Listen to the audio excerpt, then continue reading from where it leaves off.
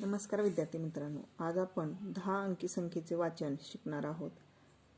एकक या घरापासून आपण अब्जपर्यंत कशी घरांना नाव आहेत ती पहिल्यांदा पाहूया।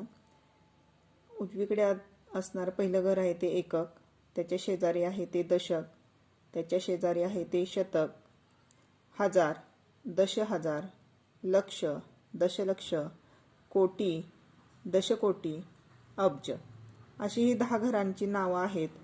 यामध्ये वाचन करत असताना कुठे अक्षरं तोडायची किंवा संख्या कुठे तोडायची ते पाहूया। दशकोटी आणि कोटी ह्याचं वाचन करत असताना हे दोन्ही घरांचं जी संख्या तयार होते दोन्ही घरांची मिळून ती एकत्र वाचली जाते। तसंच लक्ष आणि दशलक्ष या दोन्ही घरामध्ये असलेली संख्या आहे त्याची 2 अंकी संख्या तयार केली जाते आणि ती लक्ष या घरामध्ये मोजली जाते। तसंच दशहजार आणि हजार या घरातील संख्या जी तयार होते 2 अंकी त्याचं हजारामध्ये वाचन केले जातं। शतकामध्ये आहे तो 1 अंक शतकमध्ये घेतला जातो, दशक आणि एकक याचं मिळून परत 2 अंकी संख्या तयार होते।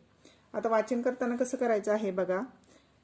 अब्ज मधली संख्या सेपरेट घ्यायची आहे, म्हणजे आपण काय करणार आहोत इथे अब्ज मध्ये इथे ती संख्या सुट्टी करणार आहोत। तसंच इथं कोटीच्या घरामध्ये, त्यानंतर लक्षच्या घरामध्ये, त्यानंतर हजारच्या घरामध्ये आपण स्वल्पविराम यासाठी दिलेले आहेत की तिथं आपल्याला संख्यांचं वाचन काय करायचं तोडून लिहायचं आहे।